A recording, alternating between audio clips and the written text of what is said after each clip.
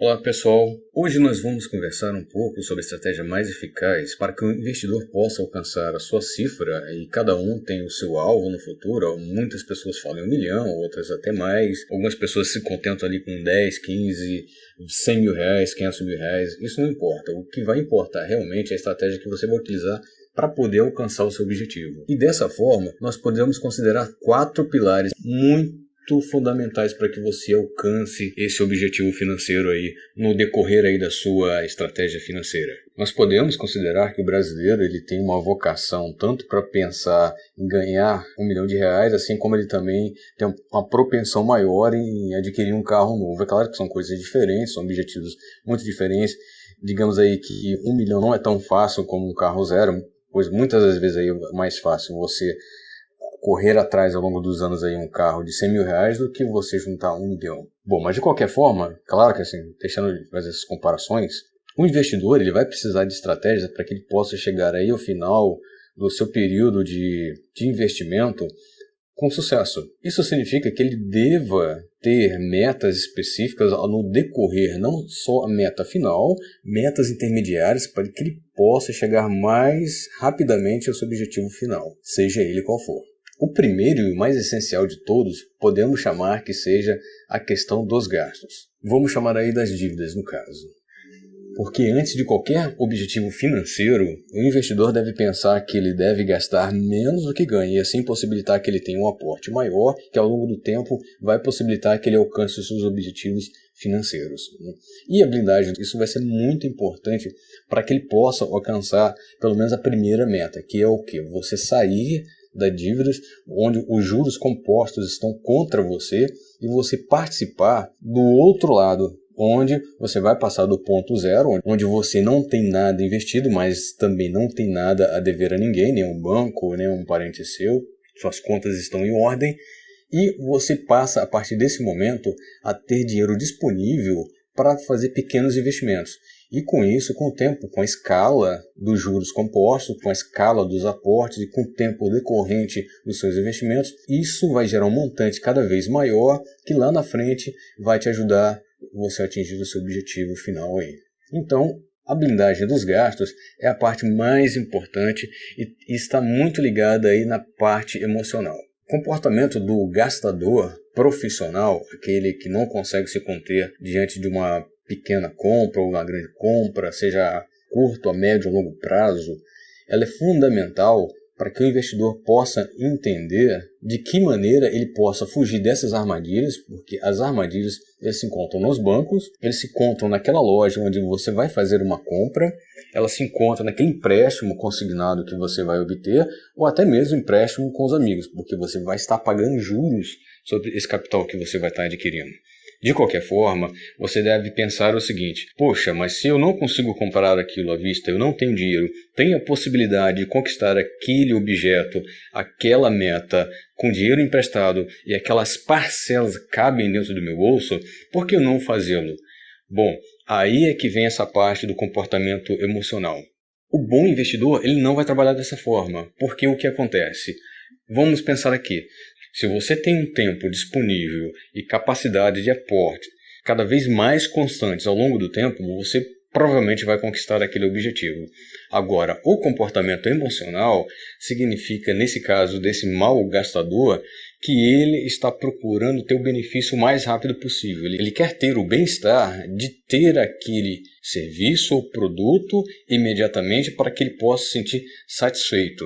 Então, é claro, se você não tem o dinheiro, ele tem essa necessidade de bem-estar muito imediata, ele vai acabar fazendo esse suicídio financeiro, onde ele vai entrar em financiamentos, juros bancários, seja no cartão, cheque especial, empréstimos consignados e outros, vai pagar muitos juros em cima do capital que ele pegou emprestado, que no final pode comprometer muito a sua renda no futuro e deixá-lo endividado.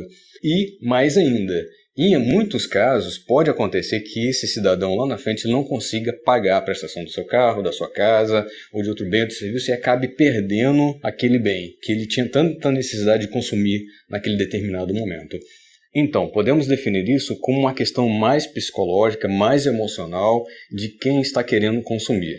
A partir do momento que você domina essa parte psicológica sobre a necessidade de consumir ou não, ou da necessidade, ou da satisfação imediata que tem que ser suprida ali a qualquer custo, você já vai estar num outro patamar diferente. E é isso que o investidor sem limites precisa aprender. Ainda na questão da blindagem, é muito importante que esse investidor ou futuro investidor tenha lá no seu início da sua jornada que ele comece a aplicar algum capital numa reserva de emergência, porque isso vai poder facilitar ele no futuro para que ele mova os recursos excedentes para outras aplicações mais rentáveis e que ele tenha mais tranquilidade aí no futuro de escolher os seus investimentos. O segundo pilar aí importante para o investidor de médio e longo prazo se encontra na diversificação. Por quê? Porque isso vai permitir que ele consiga colocar todo o seu capital, ou aplicar pelo menos parte dele, fora a reserva de emergência, vamos deixá-la fora dessa situação, em ativos que gerem renda, que consistam de riscos diferentes, que tenham rendimentos diferentes, que sejam de setores que não sejam correlacionados e que possa permitir que ele tenha uma certa maleabilidade para trocar de um ativo ao outro ou pegar o excedente de um ativo que subiu muito e aplicar em outro que está em crescimento. E isso vai permitir que ele aumente o patrimônio ao longo da jornada financeira de acumulação dele. Então é sempre importante você montar uma carteira de investimento com dezenas de ativos, de renda fixa, renda variável, seja um pouquinho de Bitcoin, seja um pouquinho lá de ouro, seja um pouquinho de moeda estrangeira.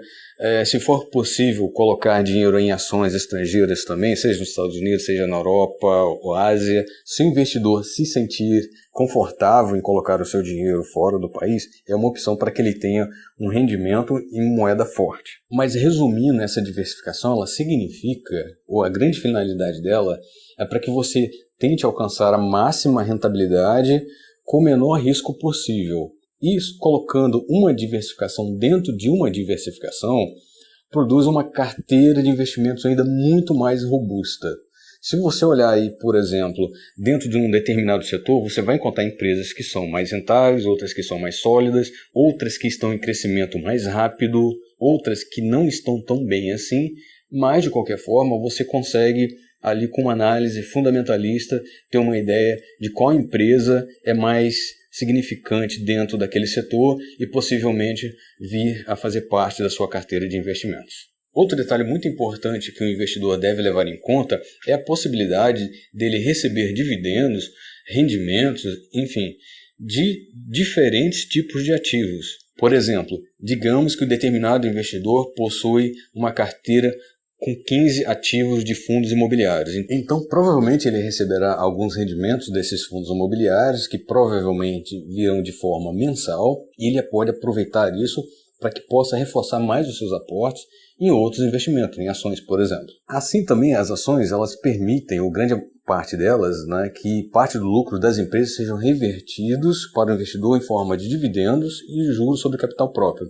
E isso pode ajudar o investidor também a aportar cada vez mais em outros ativos. Por exemplo, que não sejam de renda variável, pode ser renda fixa, pode ser para reforço de caixa líquido, pode ser o reforço da reserva de emergência, pode ser investimento em ouro, por exemplo, pode ser investimento em criptomoeda, pode ser investimento em imóveis físicos. Enfim, isso pode ajudar o investidor a ter mais opções de fontes de rendas diferentes para que ele possa compor o seu aporte mensal.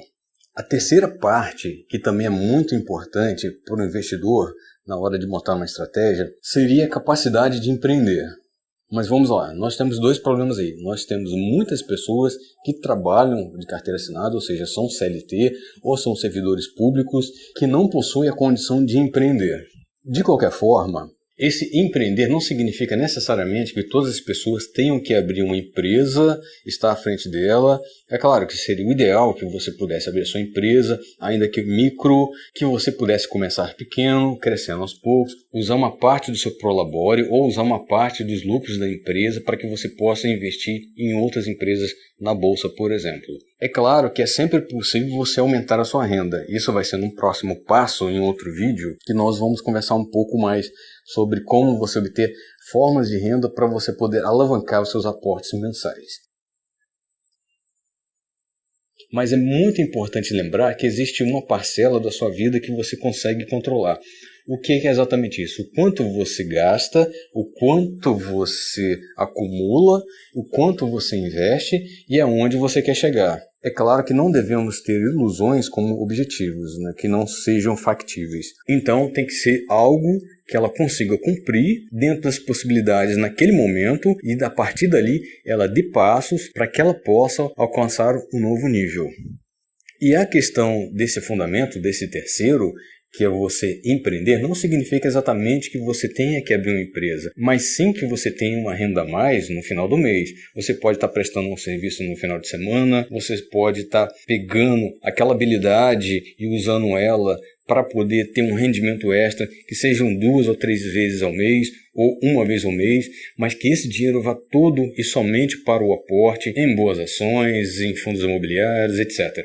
É claro que isso fica um pouco mais difícil para quem está debaixo de uma CLT, é um servidor público que tem que cumprir uma carga horária e ainda tem que cumprir uma carga em casa, fica mais difícil. Eu concordo que é muito mais difícil você conseguir essa renda extra você estando debaixo dessa situação, mas não é impossível.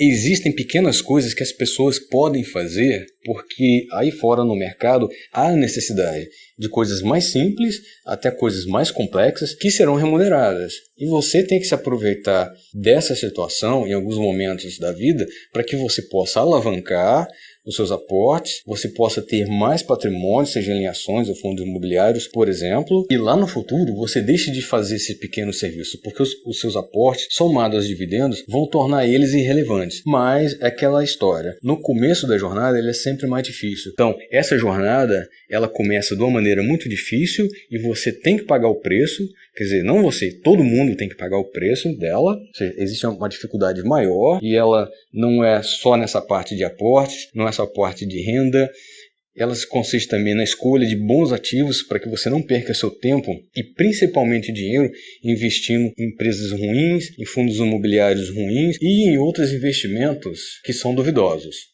De qualquer forma, além disso, lembre-se lá do pilar 2 da parte psicológica, lembre-se, nunca tente enriquecer rápido, porque sempre que você for através desse caminho, vai ter problema em algum momento no futuro, alguma coisa vai ficar para trás, e aí você vai ter que voltar lá atrás para poder consertar, e talvez você tenha que pagar muito caro para ir lá atrás, consertar e tentar voltar onde você estava, se conseguir voltar.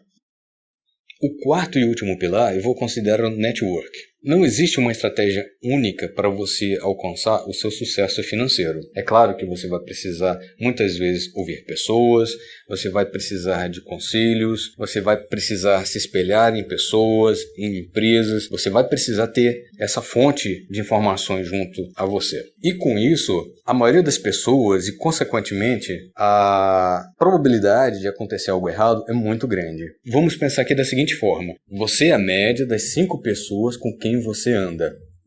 Tem um fundo de verdade? Claro, é possível. Eu não vou entrar nessa parte teórica nem filosófica, mas fica para cada um pensar nisso. Mas, por experiência própria e também por relatos que eu já ouvi, os investidores, quando estão ali no início da sua jornada, eles sempre serão criticados. Toda pessoa que inicia um negócio, se as pessoas não estão acostumadas com aquele tipo de negócio, com aquele tipo de produto ou serviço, as pessoas se sentem ali, olha, isso não vai dar certo, isso não é para você, isso vai dar errado, melhor você guardar seu dinheiro, faz outra coisa, vai viver. Então, são os conselhos que as pessoas dão para você. Agora, com certeza, se você tiver no meio de pessoas que saibam mais que você como investidor, estiver sentado numa mesa onde tem investidores que saibam mais do que você sabe, você vai estar no lugar certo. É claro que também existem pessoas que às vezes não precisam saber mais do que você, mas precisam estar do seu lado. O que é? Elas precisam te incentivar. Porque existem aqueles amigos que vão falar para você, esse negócio de bolsa não dá certo, isso aí é jogatina, isso é cassino.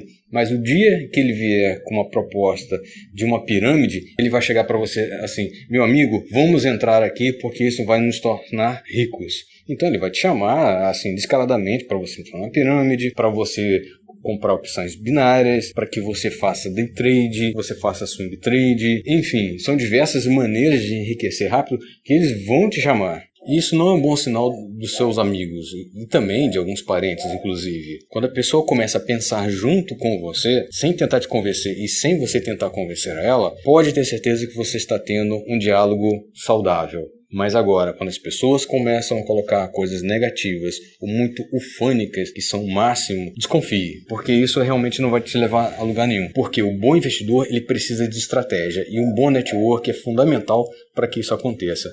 Então, ele é fundamental para que você esteja com as pessoas certas, para que você consiga o conhecimento também de pessoas adequadas que estejam debaixo daquele negócio, debaixo daquele investimento, debaixo daquela situação que você quer alcançar. Segundo ponto, o network também é importante para você que quer abrir um negócio. Ele também é importante você ter um network para que você possa fazer pequenas vendas, pequenos negócios, vender pequenos serviços para você obter renda. Network é também muito importante para você conseguir clientes. Então é muito importante para que você crie um grupo de contatos mais amplo, mas que eles sejam contatos férteis, porque eles vão te ajudar a você alcançar os seus objetivos. Então, lembrando, os 4 fundamentos para uma boa estratégia de investimento se consiste de controle de gastos, diversificação, empreender ou conseguir mais renda e ter um bom e excelente network, ou pelo menos começar a construir um se você não tem. Assim você vai conseguir atingir os seus objetivos financeiros a longo prazo, a médio prazo, mas você vai conseguir chegar lá. Pessoal, um abraço para vocês, muito obrigado novamente e bons investimentos.